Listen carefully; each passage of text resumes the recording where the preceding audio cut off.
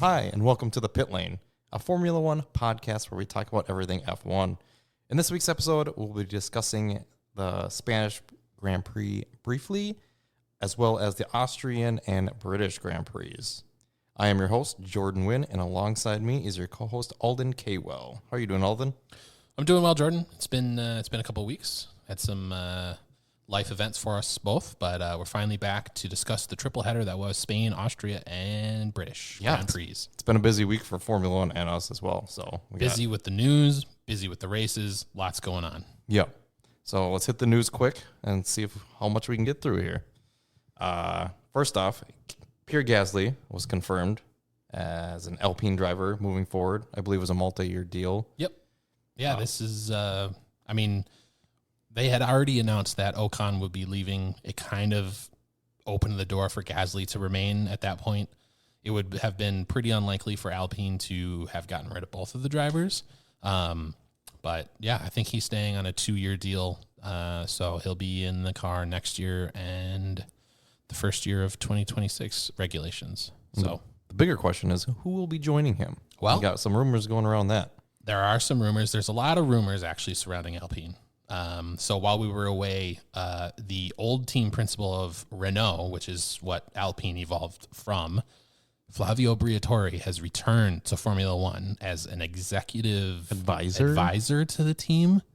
That's not a rumor. That's factual. And mind you, he was suspended for life. For life from Formula One. Yes, which is why he's Crashgate. Was that Crashgate? For Crashgate in Singapore, yeah. Yeah. So that's why he's just an advisor and not officially within the team. Correct. He's just advising, consulting. Yep. Who knows? Yeah.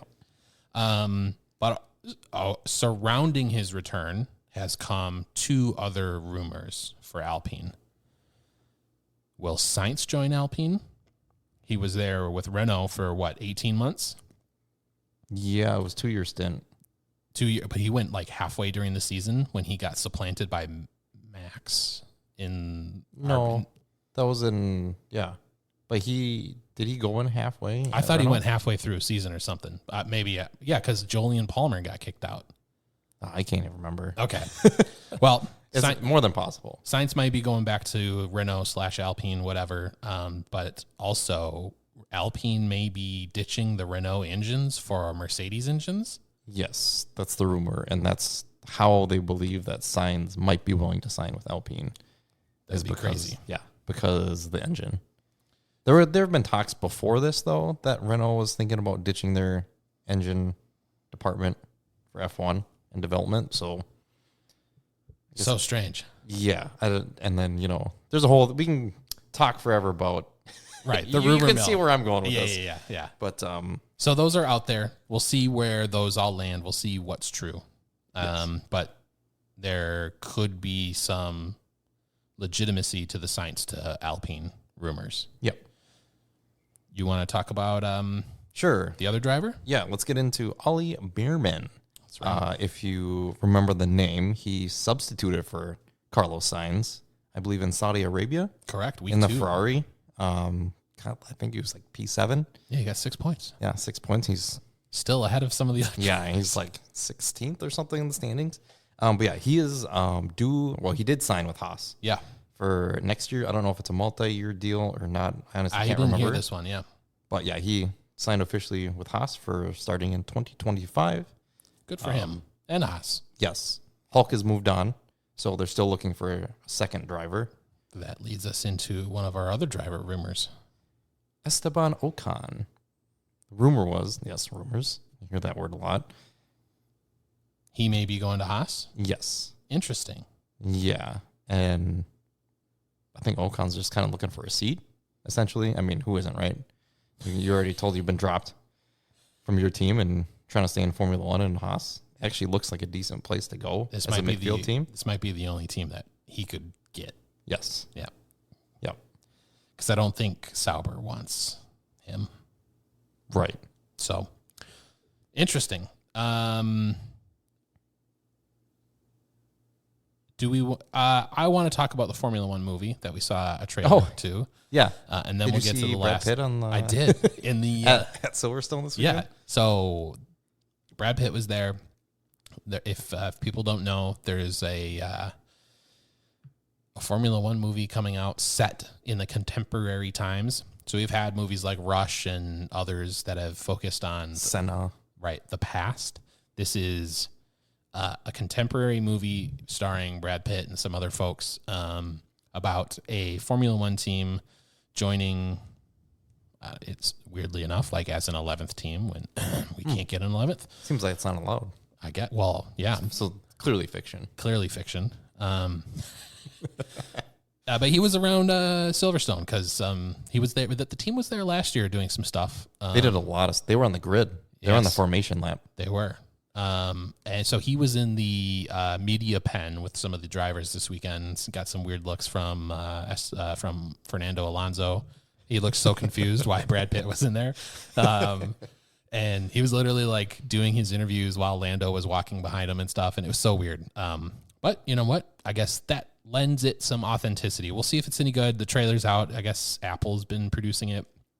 The movie's literally called just F1. I think it's due summer 2025. Yeah, so a whole year. We got a ways to go. Clearly, they're still shooting stuff now. Yes, post-production stuff. I don't know. It started filming last year, so come on. If you want to make an F1 movie, you got to get everything. You know what? I'd rather it be Gunther's in it. Gunther's in it. He bet that clip better stay in there. Oh, that's staying they showed there. in the trailer. Everyone who likes Gunther is going to want to see that.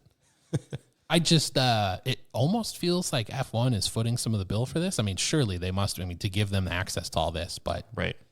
I don't know if this is part of their like Netflix strategy or if this is part of a different strategy or if they are just getting paid for it or if they're paying the movie. I don't know. We got the branding for it, so they're getting paid something. A lot of branding. Yeah. So I don't know. We'll see what that's like. Hopefully it's good. I'm curious. Yeah. Agreed.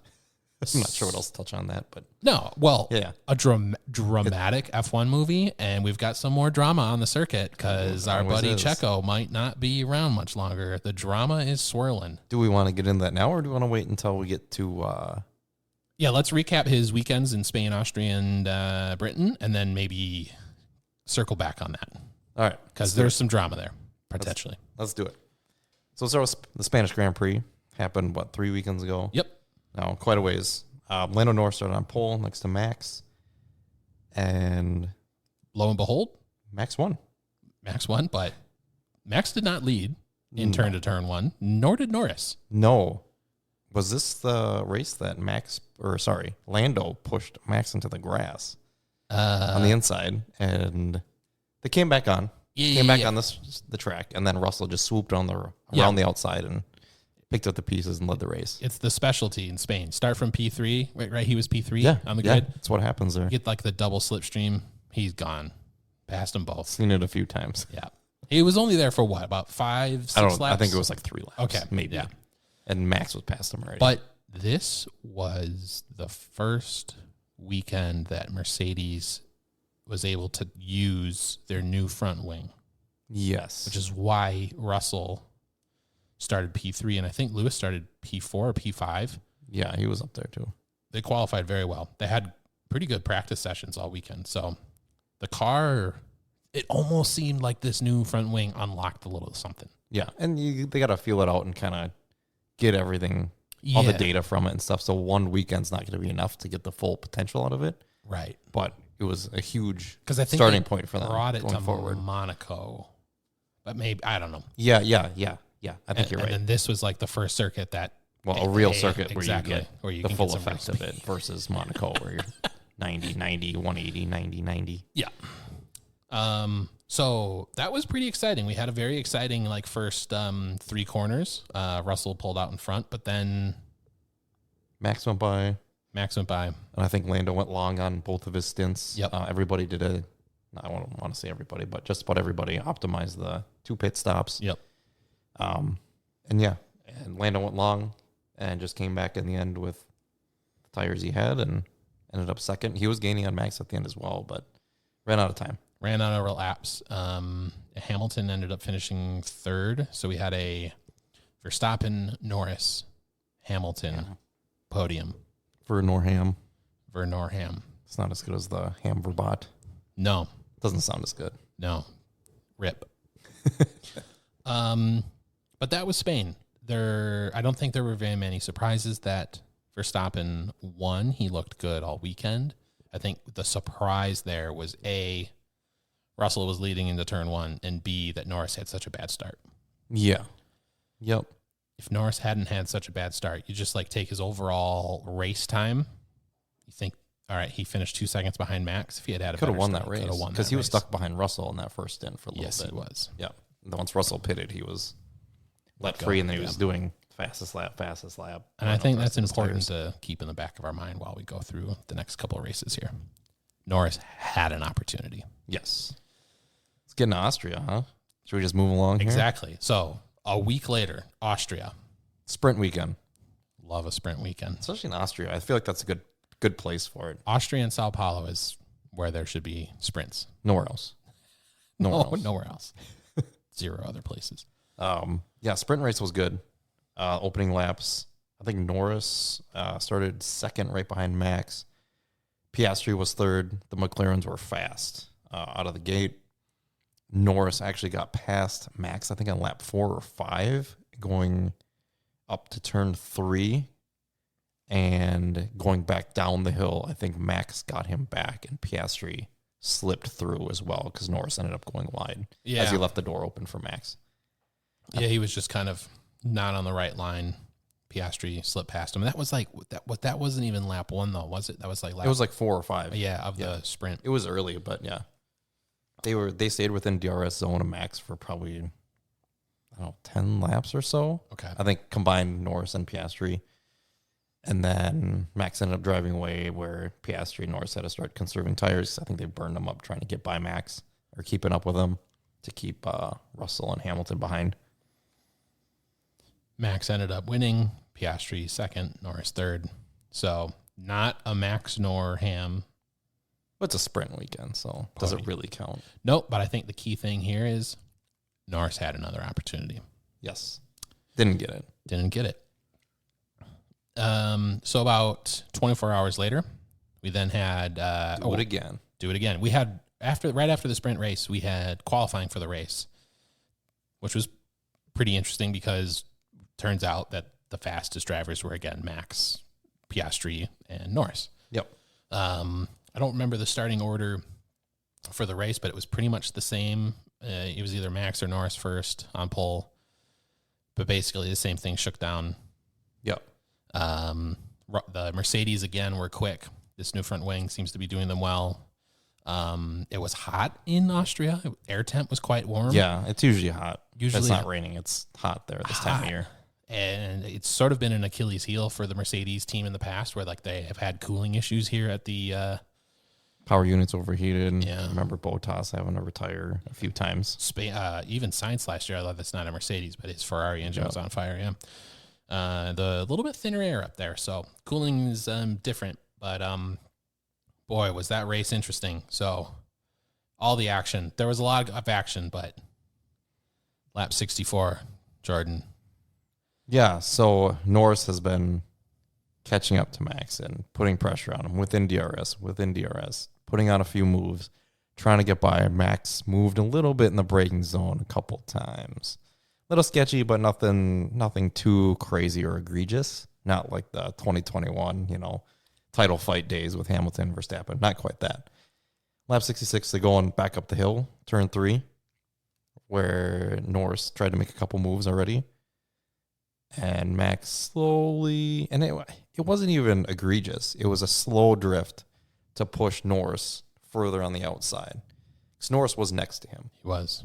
Not quite side by side, but he was next to him. He let up on he broke late in the braking zone, was almost side by side. Mm-hmm. Well, he was next to him.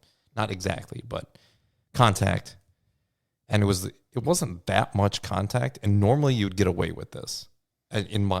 From what we've seen previously, especially in Austria. Yeah. Because they're heavy braking zones. Usually this type of contact that late in the braking zone, it's usually no issue. This case, boom.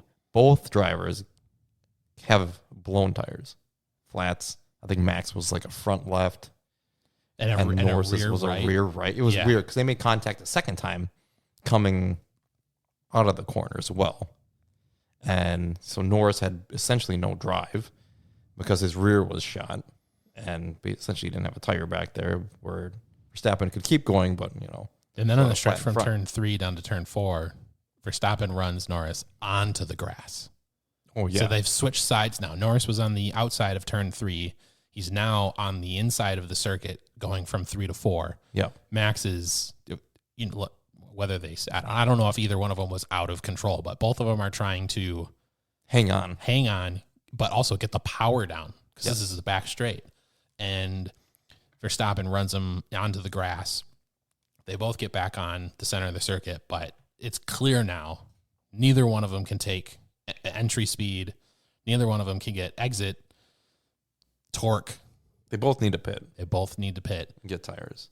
And who's been hanging out in P3 this whole time? About 15 seconds behind. George Russell. George Russell is like 12 to 15 seconds behind this whole thing. Yeah.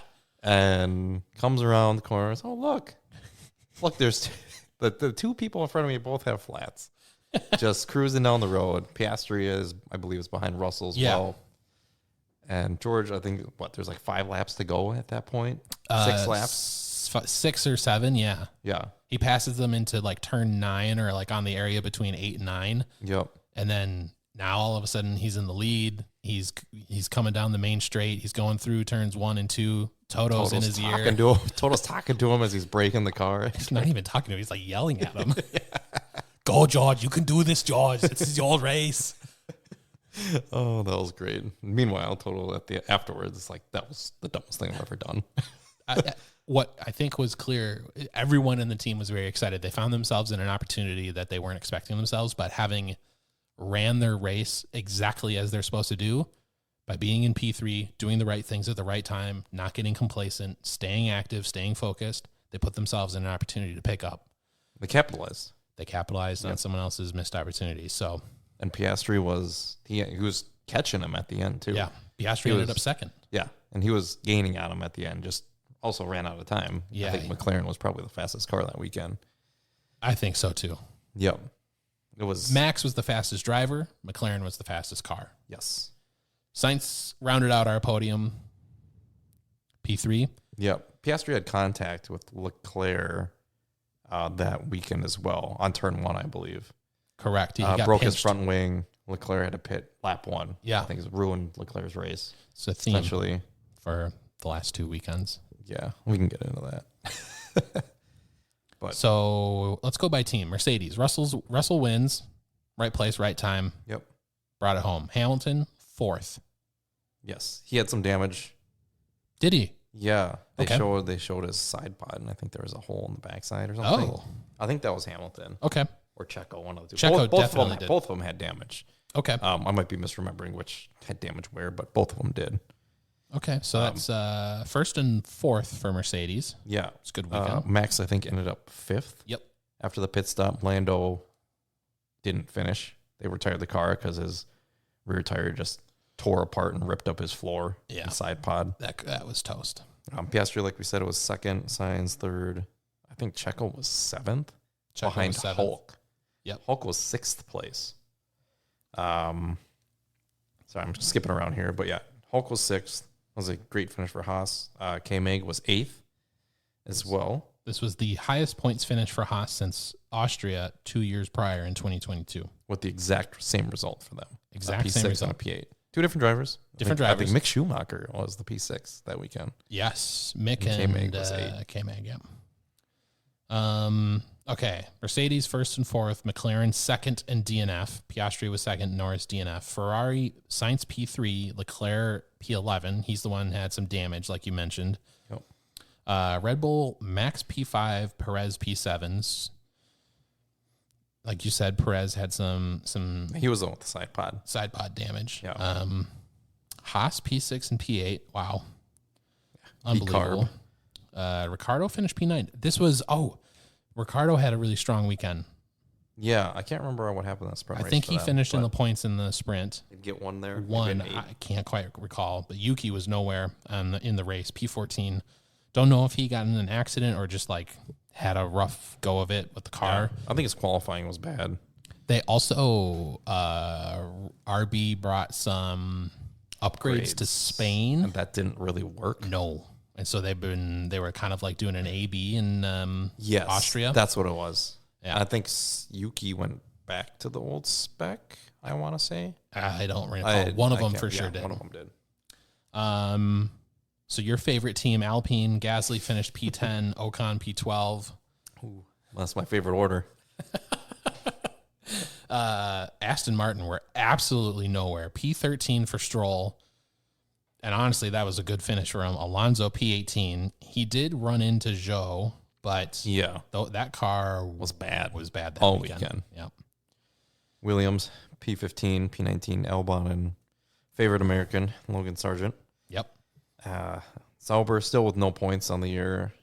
Bottas 16, Zhou 17. So aside from Norris, every driver finished, and there were about a 99% reduction in 5-second penalties from last year. Yeah, I forgot about that. Well, so what they did was, the key is they put gravel traps at the end of the striped on the other side of the curb, but like, yeah. So how do I explain this? So there's the curb, there's the apex, the little curb with the bumps, big curb with like the serrated knife's edge. Yes, and then a little red and white flat spot curb, or painted tarmac, and then gravel.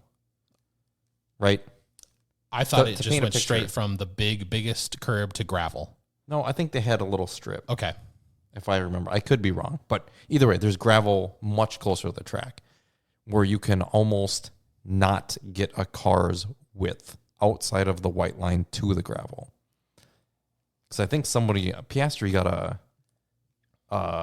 his lap time deleted in qualifying because I think he touched the gravel, which meant he was completely off the track. Even though he ended up being slower through that corner, he got his lap time deleted. That's why he started down in like 6th or 7th.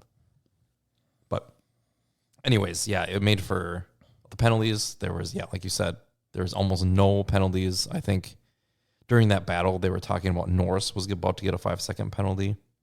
So we just pulled up a picture here. It's racing circuit, white line, blue line. Don't know why there's a blue line. There's colors. Lots of colors. The red and white curbs, the normal red and white curbs. Then the blue and white knife edge bumps. Oh, these things look terrifying. They look so small when you got a car running over them at 150 miles an hour. But, oh my God. And then just straight gravel. Yeah. So again, okay, I see what you're saying. So basically the stewards would have known someone was over the line. With all 4 tires, probably. If they were in the gravel at any point. Because this is almost exactly one car. It's a car width. Oh, okay. Well, that makes a lot of sense. This is why there were... Yes. So they really... but then the gravel trap is really only about a car width wide, and it goes back to the safety runoff. Yes. So there's tarmac on the other side of it. Okay, so if someone binned it, they don't just like... Get stuck. Right. Oh, okay. But yeah, I think that makes sense in Austria because Yeah, there was like 1,000... penalties, not penalties, but there were 1,000 incidents. Warnings, incidents, yeah. Yeah, that's right. That's the one where Burt Mylander finished before Ocon. Okay, I was, I saw it in the race, but I never pulled up the picture. This is crazy. Yeah, I think that's a good solution for that type of stuff. Yeah. At a circuit like this. Yeah, if anyone gets the opportunity, you should pause the video, go look up the way that the curb and... Austria. Yeah, the Austria gravel pit. What did I say? Australia? No. Oh, okay, sorry. Austria. Because that's a clever solution to the problem. And then you're not compromising MotoGP because you can probably just pave over it and it doesn't cost you that much money. Correct. Okay. Interesting. So good solution. I think it worked. It clearly worked. Kept them off of it. You lost time if you ran off it. That's what they want. Alonso pointed out that between, turn 6 and 7, that the one issue with it is that when someone, like you said, just because you touch the gravel trap doesn't mean you are off, because you can kind of have like one tire. You can kind of be your front left wampus. could be on and your right rear could be off. which meant that they were kicking up gravel, and it ended up coming back onto the circuit.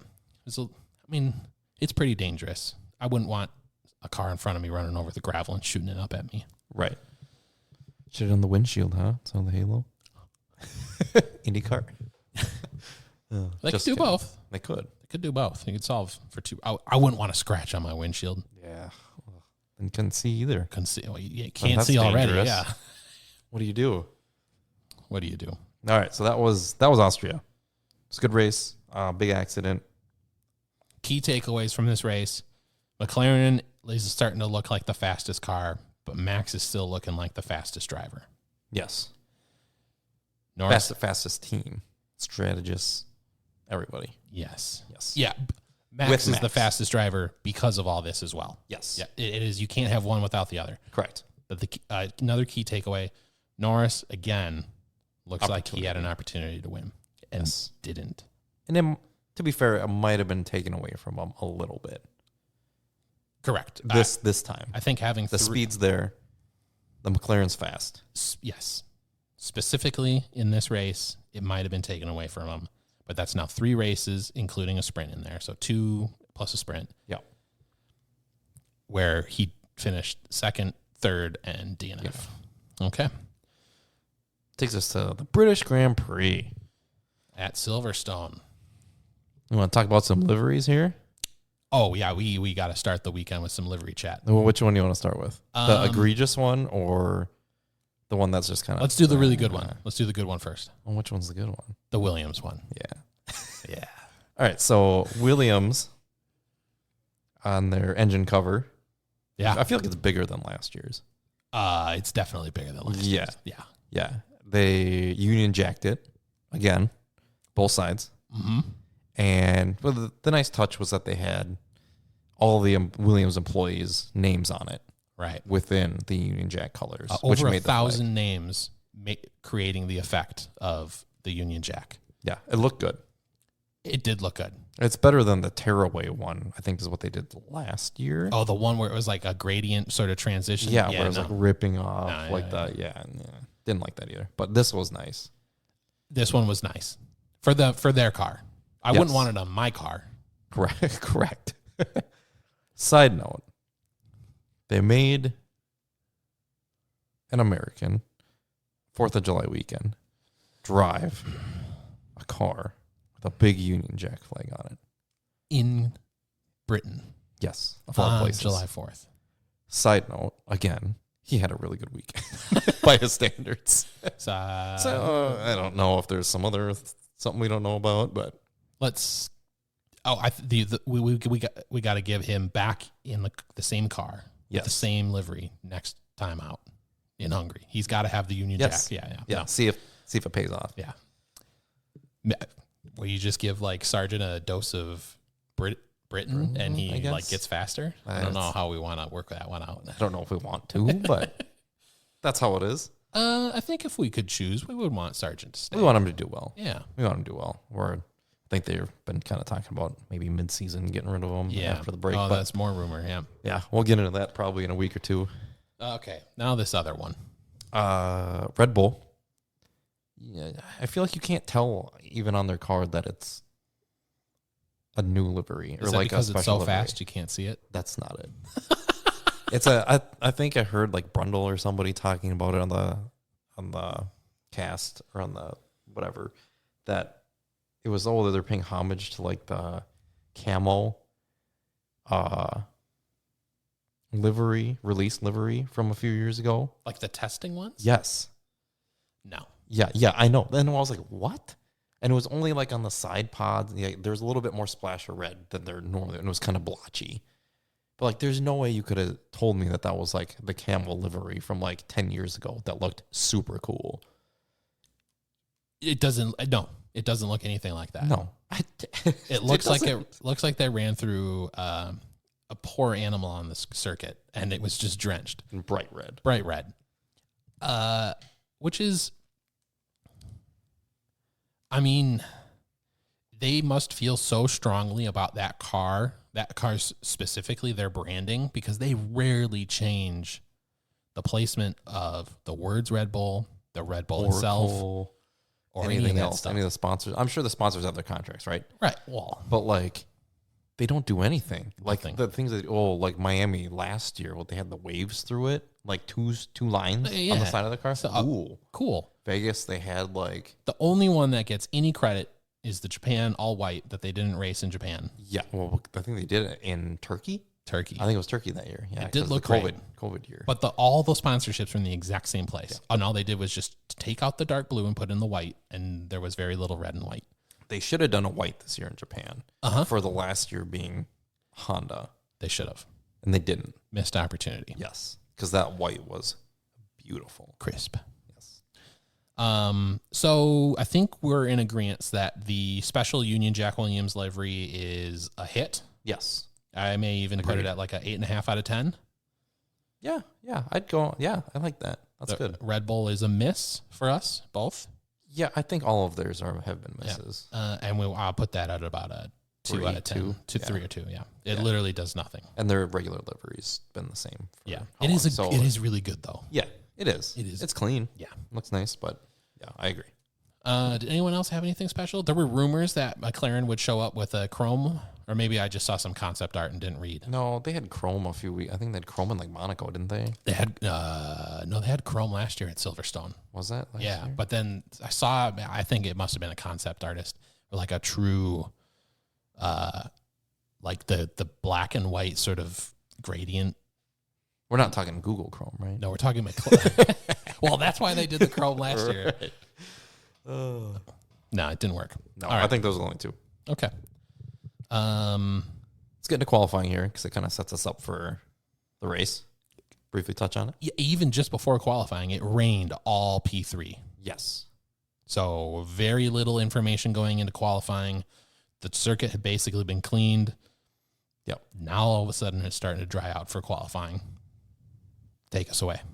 So Q1, it got a little squirrely because it was still damp in a couple places. Like it was because there's a sub race before, I think, like a lower division, I think an F2 or F3 race happened. I think that's right. And cleaned it up a little bit, got it to dry out a little, but it was still damp in a few places. And the big takeaways from Q1 is Perez beached the car On his outlap. on his outlap. Yeah, on softs. Everybody was running softs. A bunch of people waited to go put for the circuit to, what's 18 minutes for Q1? Yeah, So they all started Waited going a out little around 10 minutes Yeah. to go. Yeah. yeah. But they all ran softs. Perez beaches his car. I think before that, if I can remember, I think Max, he had a trip through the gravel as well and just ripped up his floor, had damage, Had a his lot of body damage, work and yeah. stuff. And that compromised the rest of his qualifying. So he really was never in contention for pole after that. But yeah, the big thing is Perez beached his car and he was out in Q1. He had set a time on the inters or something. So he had a time on the board, Yes. but the track just continued to evolve. Everyone continued to be out there on the softs. Yeah. And he ended up finishing like, P19, P19 only or because Gasly had a 50-place grid penalty for all Right. the components he changed in his car. Gasly went out, set one lap on the inters, and then immediately went into the pits and never came back out. Yes. Which at first I was like, well, why is he coming up? Like, oh, yeah. He's got has a 50-place grid penalty. Doesn't matter. Didn't want to compromise his teammate just in No. case. No. Also of note, Leclerc he got knocked out in Q2. Yeah, he started P11. Yep. I believe was the case. I think that's right. Yeah. It was tough for him too. I don't know. He just didn't have the handle of the car. I know obviously lap times were coming down as the track grooved in. But yeah, he just didn't have it this weekend. No, he did not. So after Q3, it ended up being a all British driver front three. Yes, which was the first time I think since the 50s. I think it was the 70s in South Africa. Was that 70s? Jackie Stewart Yeah, there was three. and Yeah, I can't two remember. others. Okay. If it was the 60s, who knows? Either way, it was 50 years ago. Many, At least. many decades. Yes. Before our time. But yeah, it was cool to see. And it was the first time in Great Britain. Yeah. or England that it's happened. And so who was on pole? George Russell, followed by Lewis, and Lando was the third. That's right. You mentioned Max's damage. Where did he start? Fourth. Okay. Next to Lando. And then just behind him was Piastri. That's right. Okay. And then I think the Ferrari of Sainz was sixth. Sainz, no. I don't think so. Was it? Didn't Hulk start P6? Did and then he? Carlos was seventh? I thought Hulk started seventh. I think Hulk started sixth, Oh my and gosh. Sainz was seventh. Okay. Well, even more embarrassed. Oh, that's right. Yeah, Yes. a Ferrari customer out. Yes. Oh. Yeah, that was the kicker. And Haas did bring upgrades this weekend. That's right. They did. So that was the big thing for them. They brought upgrades. That was insane. Yeah, qualifying was really good this year. The media, was all over the front three of the British drivers. I think it's really clear how much George and Lando have grown, albeit both of their cars have both gotten faster and better this year. Lewis is a great driver. He's always been around, hanging around the front. But the media was really hung up on these three drivers being up front. Yeah. 1, 2, 3. I mean, and it's, the coverage you watch if you're on the international feed, it's Sky Sport, English Sky Sports, I guess, are the main, where you have, English commentators and stuff, and they were all about it, which you can understand. Yeah. Sometimes you can kind of get like, oh, okay, let's go. But, here at the, British Grand Prix, you got three Brits, top three. I can understand a little bit of excitement at least, and somehow England made you one on PKs the same weekend. I don't know how. Literally like 25 minutes after qualifying. Yeah. What a joke that is. That never happens. So I don't know what's going on. The world's upside down. We need another COVID year or something. Yeah. Not actually, but no, this was a key takeaway. I think that's a good point. In Britain, three British drivers, they got a lot to be happy about. Maybe they don't. I don't know. they need something to be happy about, I guess. They do. So then the race. The race started completely dry. Mostly dry. I don't want to say completely dry. That's a good. Mostly dry. But it was a dry start. Everyone started on dry tires. I guess that's just the track wasn't entirely full dry. Okay. I can't remember. I remember that in the formation laps and in the build up that there was already chatter about rain coming. Yeah, about like 10 laps in or something. Yeah. Some people were saying an hour. Some people were saying only 25 minutes. I guess 25 minutes, that's about 10 laps, 12 laps. Yeah, quick overview. It was kind of like a dry, wet, dry race. Okay. In terms of tires. That might make the most sense. Sure. It's a dry, wet, dry race. Or dry, wet, dry. Yeah, that's what I said. Yeah. Yep. Okay. So George is on pole. George is on pole. Lewis second. Yep. They kind of stand that way. At the start of the race, George takes off. It was a great start for everyone. Yeah, everyone got away well. George held the lead. Lewis right behind him. Norris right behind that. Max and Piastri. A little bit into the stint, Piastri gets past Max. Yes. Because I think their tire wear is just better. And that's kind of how it's been since they brought their upgrades.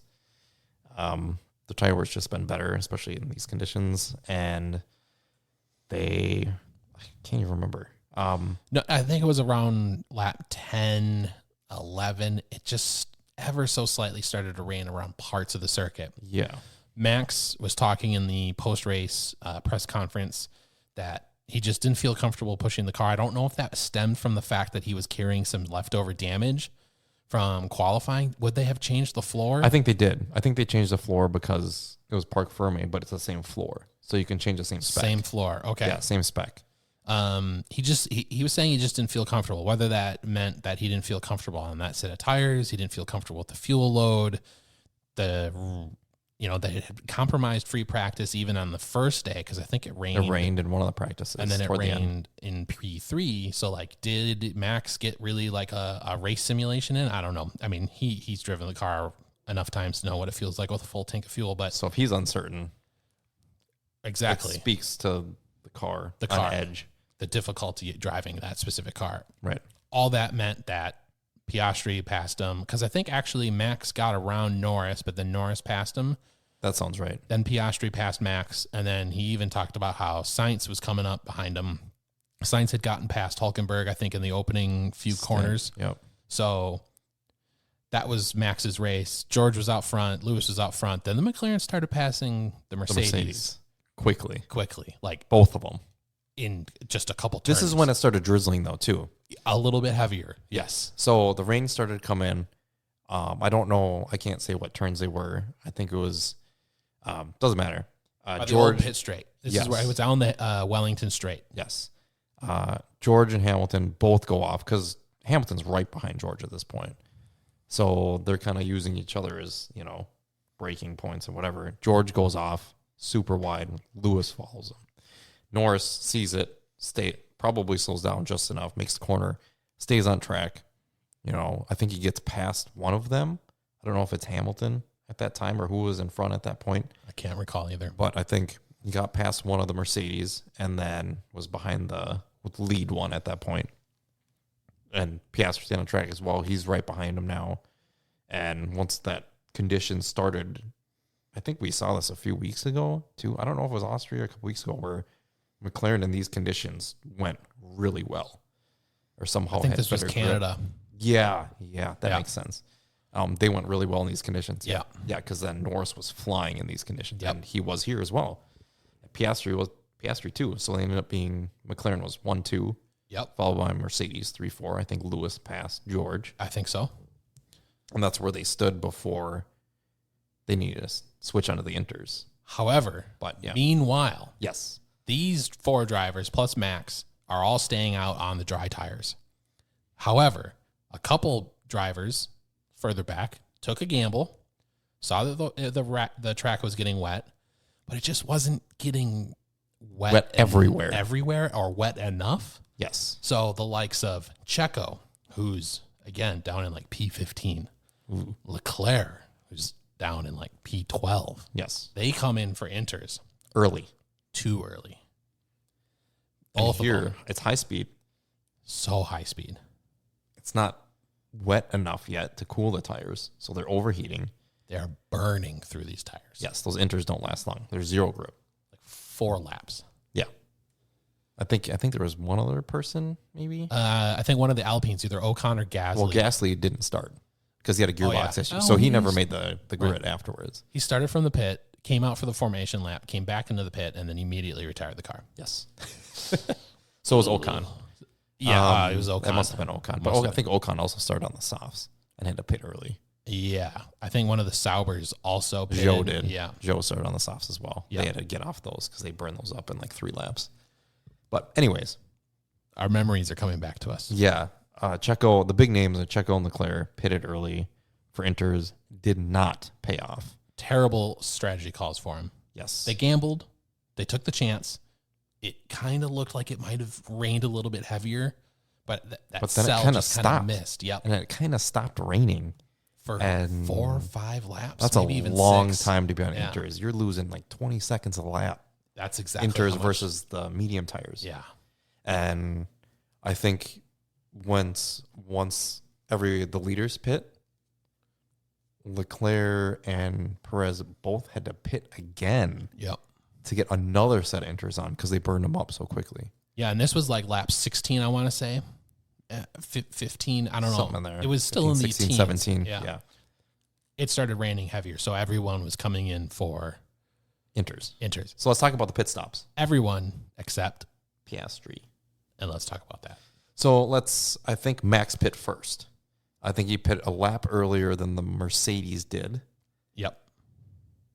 And that paid off because I think that was the opportune time to pit because he made up a lot of ground in that lap. And within the 2 laps, it took Norris to pit. So Max pit first. The Mercedes double stacked the next lap. Yep. From third and fourth. The McLarens did not. The following lap after the Mercedes pit, Norris pit. Yep. Just him. Meanwhile, Piastri was within a second behind. He was Norris. so He could have close. backed off. Yeah. Or they could have just double stacked anyways, and it would have been fine. Yeah, he would have lost a little bit of time, but they let Piastri go again on these mediums, and it was raining. It was wet. almost full inter the entire track. Yeah. And he lost an entire pit stop's worth of time 20 plus seconds on that lap instead of losing, I don't know, 2 seconds, 3 seconds. Even if it was even 5. Yeah, even if it was 5 seconds, oh no, they had to go run and get his tires. Big deal at that point compared to what he lost. So yeah, huge misstep by McLaren twice. I think leaving Lando out an extra lap and leaving Piastri out 2 laps compared to the Mercedes. Big loss for him. I think Piastri came out like P7 or 6 at that point. P6 or 7. Yeah, he was pretty He was far behind back. Sainz. Yeah, at that point. I think Hulkenberg was the one that was on his heels. Yeah, when he came out of the pits. When he finally came out of the pits. And then what was it? Maybe 6 or sorry. Did we talk about Leclerc and Perez getting lapped at that point? It was when they came out with their second pit stop of Inters. That's when they got lapped. Yes. By the front 5. Yes. So Max lapped Checo, Sainz lapped Leclerc. I mean, the top. Yeah, it was a tough pill to swallow. Essentially is what I'm getting at. Yeah, no. I mean, big strategy mishap. Yes. It's a big strategy mishap for both of those teams, Ferrari and Red Bull. I would say that they split their strategy. They gambled. They took it, if that first stint had rained harder, we would all be sitting here. It'd be like a Stroll situation. Right. We'd all be saying, oh, look, Ferrari got it exactly right. They brought in Leclerc early. They read the tea leaves. He comes out P3. But yeah, it just didn't work out. Yeah. You can say that, of course, I don't know. You got to know what the weather's going to do. And taking driver input is important because we saw the front 4 drivers of both McLarens and both Mercedes actively telling their team, it's too dry. It's too dry. That feedback was crucial to them being in the positions they were when the pit stops occurred. That's what led them to being where they were. Yeah. Being very adamant about the track conditions. I also think Leclerc and Perez are too passive in those situations. Like they rely a lot on their team to make those decisions, and you've kind of seen it in the past that's kind of been the scenario. To be fair, Red Bull's usually really good in those situations. Or Ferrari, we've all seen the meme, with the clown pit wall, right? And it kind of showed again here with at least Leclerc. Sainz is a much more active driver in that perspective. He may not inherently be as fast as Leclerc, but in these situations, it pays off. I think you're onto something there. So I think after the pits, Piastri's the loser, big time. Huge. For out of our front 5 or 6. I can't remember the exact order if it's... Norris was ahead still. Norris was ahead. Followed by both Mercedes. And then Max. Carlos, Piastri. Okay. Hulk, if we need to say it. We do. However, I don't know what lap it is. 20-something. We should have written it down here. Russell DNF. Mechanical failure. Yeah, it was like a water pressure issue or something. I don't know what they need water for. Yeah, there's water on the track. I'm not sure what the actual issue was. I missed exactly what happened. No, it was something like this, but they had to retire the car. Yeah. I think he was in P4 at the time, so it was pretty disappointing. This brings Max up. No. Yeah. Max to 4, Sainz to 5, Piastri to 6. He must have been... Piastri to 5. Yeah. Carlos to 4. Yeah. No? That's not right. That's not right. Something happens here. Norris, Hamilton, Max, Carlos, Piastri, Hulk. So he was... Yeah. All right. Stroll, if we need to... Oh, I don't know. Okay. I think, right? But yeah, so it's still wet. So now we're transitioning to dry conditions because it stops raining. Right, we can start to see the line appear, the dry line. Sun's out. Looks like and it's windy. It's very windy. Yes. Summertime. Whatever that looks like, but clouds. Right, minimal. in Great Britain, so it's like 55 degrees. Rain everywhere. Right. Summertime. But the skies opened up a little bit, and you could see the sun. Track's starting to dry up, and this brings in the second, or for some of those who have already pitted twice, the second wave of pit stops. Major pit stops. Yep. And I think it's the Mercedes that goes first. Max goes first again, I believe, and he puts on a set of hard tires. That's correct. Lewis comes in, I think the next lap, puts on a set of soft tires because that's the only new set he has left. Bold. Yes. He could have gone hard, but his only new set was softs. Okay. And his mediums, his only new set of mediums he used at the start. Where did all his tires go? Practice? I don't know. But it was like raining half Don't look the at me. I don't Okay. know. Yeah, I'm you're just right. telling you don't what I know. You're right. I don't know why I'm getting incredulous with you. Yeah. Norris comes in the lap after Hamilton. They're chatting on the radio. They're not sure what tires they want to go on. They ask Lando, well, who do you want to cover? It's like, you want to cover Max or you want to cover Lewis? Lewis is on softs. Max is on Max hards. on hards. He And has new meanwhile, softs. He has new softs, and he has two sets of new hard or two mediums. Yeah. He could have gone on. Right. Because he doesn't need to change compound. He started on mediums. It Yes, rains. it rained. You're on the intermediate. Doesn't matter. Doesn't matter. You can put on any tires at this point. Yes, he's got a brand new set. Silverstone eats up softs. You're on a lot less fuel, You're on less fuel. but it doesn't matter. Doesn't matter. And Norris puts on softs to cover Lewis, who's already undercut him. Yeah. So Lewis is ahead of Norris by like 4 seconds or something at this point after pitting one lap earlier. I think Max is like 8 seconds behind, but he is flying on those hard tires that he's got them warmed. He can just qualifying lap on those hards. They'll last 10 laps, 12 laps. Who cares? Gonna burn them up. Why this matters, Piastri put on a set of mediums because he also had a new set. I think he passes signs on those same set of mediums, and he's flying, also setting fastest laps. And should we get down to the home stretch here? Yeah. Keep going. Max is coming through. Well, where does Norris come out? Norris Norris comes out. No, Norris comes out second. Does he? Yes. Oh, yeah. He comes out second. He's behind Lewis, who undercut him. Max is flying in third That's right. on the hard tires. Chewing out like half a second Yes. a lap. Yes. And, the longer the softs go, the worse they get. They're just cooked after, I don't even know. 5 laps, maybe? Right. Tops. Max Even on a honestly low was setting fuel a load. faster lap times the whole From time. the beginning. Yeah. Yeah. And because he had him to temperature, right? But yeah, Max is flying. Max gets past Lando, no problem. And I think at this point, Lando's like 4 seconds behind Hamilton. So that's where Max is at this point. And Max is trying to get up to Lewis. It's getting close. I think he only got within about 2 seconds Yeah. or so. Maybe 1.8, 2, 2.2. Lewis somehow extend these soft tires, the tire 12 whisperer. laps. Yeah. It's phenomenal what he did. Like, Because he was on it for 12 laps, I think you yeah, said? Yeah. I think it was like 12, 13 laps. It was phenomenal last stint, and he's consistent lap times, just holding it together. Norris only pulled 2 seconds on him to get close, and then because he burned his up. And Lewis like, nope, just got to stay steady. Ends up winning the race, which is stunning. Huge surprise. Yeah, they started on pole, but I don't think anyone really thought. Oh, Russell started on pole. Sorry, Mercedes started on pole. Yeah. But I don't think anyone really thought Mercedes was going to have a winner in the race, No. especially with the speed of the McLaren, Verstappen's form. Correct. Yeah, Hamilton wins. It's The crowd goes bananas. crazy. The announcers are going bananas. Yeah, it was actually really fun to see. I Fun was to going watch. bananas. Yeah, it was cool. I was texting you during the race. I'm like, Yeah. oh man, I hope him or Lando wins. And you're like, oh yeah, I want Lewis to win. I wanted Lewis to win. It was cool. It was definitely a really cool moment. Lewis cries on the radio. We were all crying. Yeah, right? We were all crying. Yeah, it was super cool moment. He's on the radio crying. He's, he gets out of his car. This is his first win since Saudi Arabia 2021.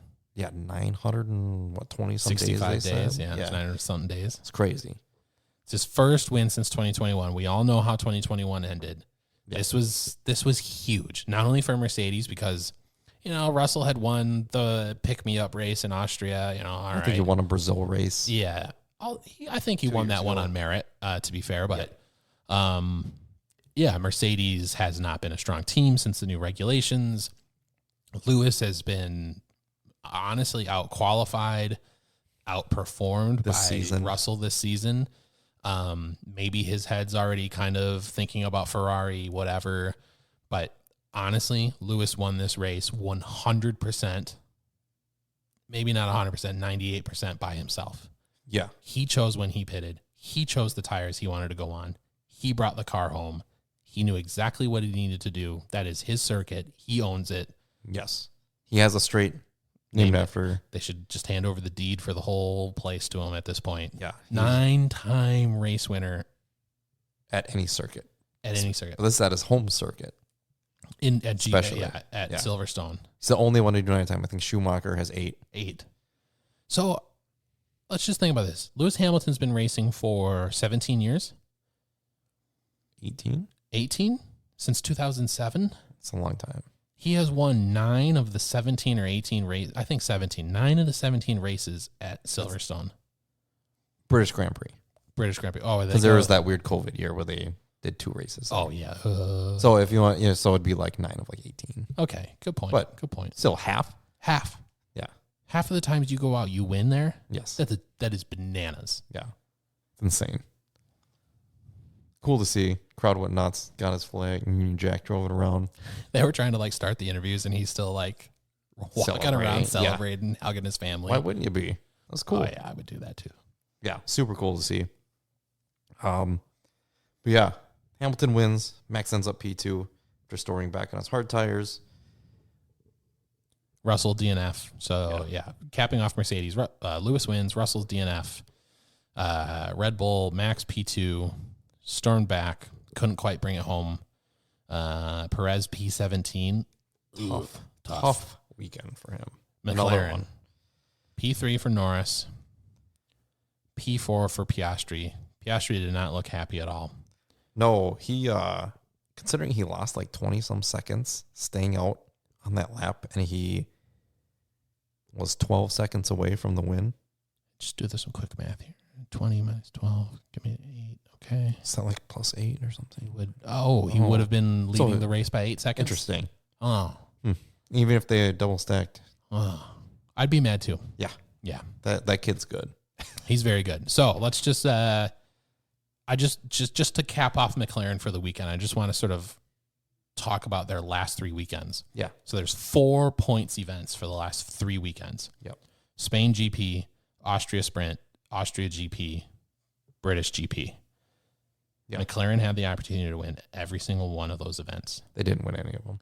And they didn't win a single one. In fact, they DNF'd the one that they had the best chance of winning. Yes. And they finished P2. Arguably, they had the best chance of winning this race. Arguably, yeah, because they had both cars in it. They were 1-2 before the last pits, or before the first pit. They need to sort that out. Yes. They need to execute and bring it home. And it's something, I mean, they haven't been in this situation in a long time where they've been competing for wins. True. Consistently. True. So it's going to take, I don't know how many people have been there long, and I mean, it's been a long time. Since Lewis left, really? Yeah, right. 2007, 2008. Yeah. Since they've been in this situation. Button did win some races for him, I suppose. Yeah, but not. No, it's a good point. Yeah. So I don't know how many people are still here from that era of knowing how to win consistently. That's a really good point. Success breeds success. It'll take time, but hopefully these are all learning experiences. Hungary is a tough place to pass. So we'll see at the next time out, but we'll see. Yeah, McLaren, P3, P4, Ferrari. I just want to point out that I don't think we're not being harsh on McLaren because we dislike them. No. I think we're being harsh on McLaren because we like them. We want to see them succeed, and we like seeing multiple race winners. So 100% agree. Yeah. Any opportunity that the status quo or the perceived top dog can be challenged is something that we want to see every weekend. Yes. So the more competition, the better. Exactly. They have to execute to win, and that's what we want to see to have a healthy Formula One. Yes, correct. And who needs new regs in 2026 when this is happening now? At least we got one more year, right? Yeah. Ferrari. Sainz, P5. Solid weekend. Made all the right calls. That's just where the Ferrari is right now. For Sainz. Leclerc, for Sainz. Leclerc, P14. Like we said, qualified poorly. Pitted early. Didn't pay off. Tough weekend for Leclerc. He's had a tough time since Monaco. He It's been bad. He went all in on Monaco Yes. and came out with some pretty poor performances since then. I don't know It's if been his like 3-4 races, Canada, and these back to back. Yeah, Canada. Did they go to Imola after? No, they No, went it to was Imola before. and then Monaco. Okay, yeah, Canada. Yeah. Canada and the back to back, Spain, Austria, GB. Wow. Yeah. It's been a tough 4 races for him. Let's talk about Haas, Haas. baby. Hulk. P6 again. Let's go, Hulk. Back to back weeks. That's 16 points in 2 races for him alone. Love seeing the Hulk revival. Yeah. It's too bad he's going to Sauber next year. I mean, to be fair, it's part of the Audi project, but He knows what he's getting into. yeah, exactly. He's in really good form. He's driving the wheels off that Haas. Honestly, I think there was a moment during the last 10 to 15 laps of that race of in Silverstone there. Hulk honestly had a chance at a podium. Not like because he was storming forward, but because teams and drivers were making poor decisions. Yes. And all he had to do was basically encounter a situation where Lando and Max come together again and they crash. Yep. That That would have been his podium, man. would have been close. Yeah. He's in his best form he's been in a long time. We got to get it. I'm rooting for a Hulk podium this year. The car looks good. They just got some upgrades. It seems like they're working finally. Yeah. This isn't normal for Haas. Haas doesn't develop well during the No, season. what's this next note here? Yeah, they are within 4 points of VCARB for 6th. That's insane. 31 points for the RBs and 27 for Haas. So I think they've gotten 20 points in the last 3 or 2 that's weekends. insane. 2 weekends? That's insane. Yeah, that's huge for Haas. Blowing Alpine out of the water. That's fine. Aston Martin actually had a good weekend for them. They did. Stroll P7, Alonso P8. Alonso kind of had a nothing burger race, but finishing P8, that's still some solid points for him. Yeah, after being so far down in Austria. They needed something. Williams, Albon, quiet P9. The lower Leclerc and Perez helped, and Sargent with his best finish of the season. Yeah. The P11. P11 for Sargent. I'm just looking here. Both Williams finished ahead of Leclerc. Yeah. And both RBs finished ahead of Leclerc. And above of Sergio Perez. Oh my goodness. Which we still haven't talked about. Okay. We'll get back to that. We're getting there. Let's finish off here. VCARB. Yuki, P10. Okay. Got he back got on a point. the points this week. Ricardo, P13. Interesting. Sauber, kind of a nothing weekend again. Bottas P15. And Joe P18. I will say that their pit stops look good. I mean, they have actually looked good the last. They're not 40-second stops, so yeah. This is important for them. Yes. Yeah. Agree. They're not setting bad records anymore. Correct. Other than maybe finishes, but yeah, their pit stops are better. That's important. Alpine, Ocon P17. Gasly DNS after changing everything. Did not start. No, that was not a DNF. That was DNS. I said DNS. I know. I was just making sure the audience heard that. Got it. Yeah, that's a shame. His gearbox was. It was a gearbox issue. Okay, so Yeah, they after had replacing everything. they replaced the gearbox as well. I'm pretty sure they did. Oh, that's a Transmission, problem. yeah. So Okay, something to sort out. let's circle back to Checo. Well, let's get into we can get to our next segment. And then we can get Okay. I'm sorry. Winners. Both of us, Hamilton. Yeah, obvious easy. reasons. Don't need to say anything. Yeah, done. Losers. You have. Let's start with Ferrari. Okay, I got Ferrari. After we kind of briefly touched on it. After Monaco, they won the race. I don't remember if Sainz was like P4 or P5 that race. I can't quite remember. Which one? Monaco. He wasn't on the podium with Leclerc. So Leclerc wins. They win a race. They looking really strong. They got some upgrades. Yada yada yada. And since then, they've been absolutely nowhere. They failed to execute in Canada. They look slow the whole weekend. They go to Spain. They're kind of like, it looks like they've been usurped by Mercedes all of a sudden as like this third best team or the second best team, depending on what kind of lap time you're looking at. McLaren's come out of nowhere. They're definitely the contender against Red Bull. For me, a P14 for Leclerc is unacceptable. You cannot be considered a future world champion finishing P14. Yeah. Sainz is finishing P5 and he's out of a drive. This is absolutely insane. Correct. Insane is right. This is absolutely insane. I mean, to be fair, he has offers. He just has to pick one. But those doors are going to close if he doesn't pick one. Yeah, you're right. Yeah. Other loser, Sergio Perez. That's what you got. Tough. Past like 3-4 weekends, maybe further, 6 weekends. It's been on a decline Maybe, since China. I think I saw a stat. I know it's kind of nitpicky, but like Hulk has outscored him in the last 2 races compared to Checo's last 6 races. Yeah.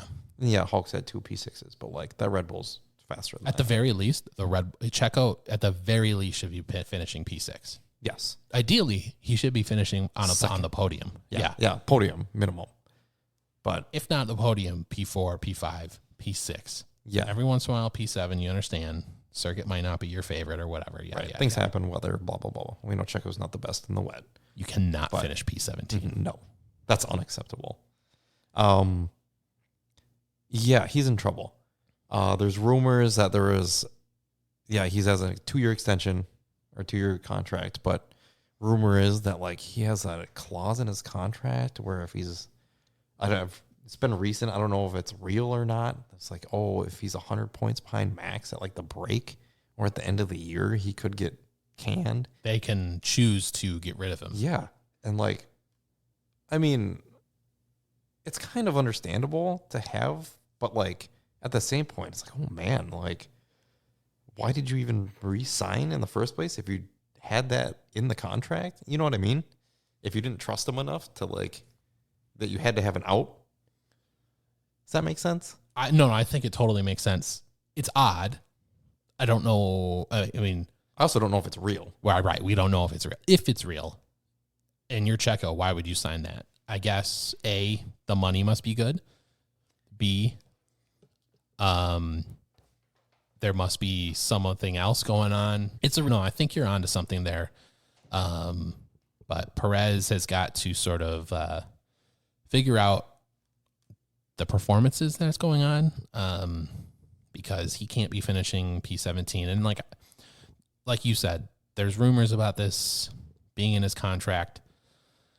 Who knows whether it's true or not, but I think this has all sort of come about this weekend because of the poor performances that have been sort of like back to back to back. The rumor is that potentially Ricardo, who also has been struggling at RB, really, he could take over Checo's position. But no, he might only have 2 weekends left. He legitimately might only have 2 summer weekends. breaks to Hungary and Spa. Does Sainz sneak in real quickly? Wouldn't that be something? Well, that's the thing though too. Is like, who would they replace him with? Do they really? I know Horner wants Ricardo in the seat, but is he really a viable option right now?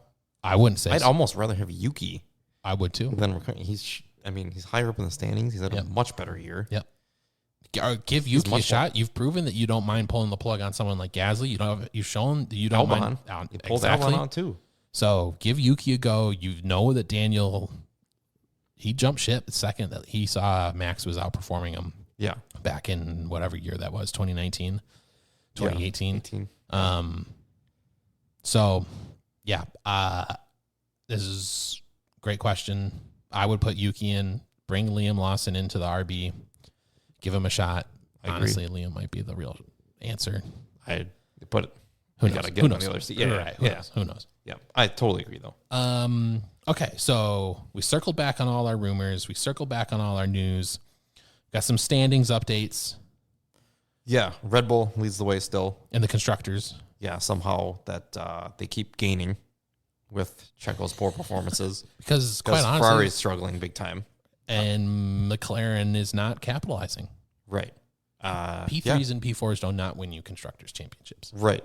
Red Bull sitting at 373, Ferrari at 302, McLaren at 295. That's really close. That's your top three. The Mercedes at 221. Jumping up to 221. Yeah, far and away ahead of Aston Martin at 68, followed by a V-Carb, or Red Bull Powertrains, as its official name on the Formula One website, at 31 points. Haas Ferrari, 27, Alpine at 9, Williams at 4, and Sauber still with a goose egg. Let's go Williams. Max leading constructors. Yep. Or leading driver standings. Max 295. Norris closest at, or is that? Oh, sorry, that's 255, not 295. I'm sorry, I misread that. Yeah. Norris at 171. Leclerc has dropped down to third. He's on 150 points. Sainz is just behind Leclerc at 146. Piastri's having a great season. He's in fifth position on 124.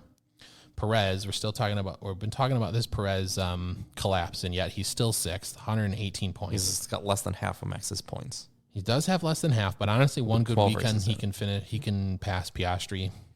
Yeah. A couple good races, he can put himself all the way back up to third. Russell on 111. Hamilton with the victory, only 1 point behind Russell at 110. And then now we got Aston Martins, Alonso Stroll. Yep. Hulk right behind Stroll, 23 to 22. Let's go Hulk. Yuki 20, Ricardo 11. Behrman, who we mentioned is going to Haas next year at 6 with his one race. Still. Gas. I mean, he wasn't Ferrari at that time. Gasly, the Alpine at 6. Haas, Magnussen. Albon on 4. He's Albon got all of Williams' points. Ocon on 3. Now Zhou is in 19th on 0 points. He's got the highest finish. But who's not last? Logan Sargent, ours truly, no longer in last place in the standings, albeit he is technically tied with Zhou and Bottas, but because of his P11 this weekend, That's right. he's now got a... Count back, baby. He's got, Bottas is 21st out of 20 drivers. That is not an error. There's currently 20 drivers in Formula One, and he is 21st. That is not his fault. No. It's the car. It's the car. Right. Okay, so looking ahead, we got Hungary. Yes. We do not have a quadruple header. No, we don't. The race will be in 2 weeks. Yes. At the Hungaro ring. 20th, 21st. Okay. Is the weekend. That'll be fun. And then I think Spa is the weekend after that. So a doubleheader. Okay. Oh, yeah. Totally. And then the summer break. Summer break. So we get this is where silly season's supposed to start. It's already started. Yeah, well, we're deep into before it. the season started. Thank you, Lewis. Yes. Okay. That was maybe not comprehensive, but that was a lot to cover for 3 weekends. Let's try not to do that again. No. It's too much to try and remember and cover. Totally. But we could take better notes, but yeah. I'll But put we're here that on having myself. fun. Yeah, We're here having fun. That's the point, right? Totally. Have a beer, have fun, chit chat, and some F1. And we look forward to doing it soon. Hungaro Ring is going to be a lot of fun. Yeah, tough to pass, but could be weather, could be hot. Yeah, really tough to pass. There's Can some Checo? interesting races. Right. What are the storylines? Can Checo recover? Yep. Can McLaren execute? Yep. Will Hamilton and Russell? Will the Mercedes stay real? strong? Right. Is this a flash in the pan? Can the Aston Martins? They're supposed to bring upgrades. Are they? Yeah, Hungaro. Ooh, okay. Yep. Well, supposedly track specific. So we'll see. Interesting. Okay. Yeah. And more importantly, can we get another double points finish for Haas? Or 8 points finish. Keep that train rolling. P6. Or can we get a Hulkenberg podium? Oof. Oh, please. Please. We need He it. needs one, man. We need it. He needs it. We need it. Yes. We all need it. We all do. Okay. That's going to be a lot of fun. I'm looking forward to that. Yeah. Well, this has been Pit Lane Formula One Podcast. It's been your host, Jordan Wynn, Alden Cable, signing off. See you next time.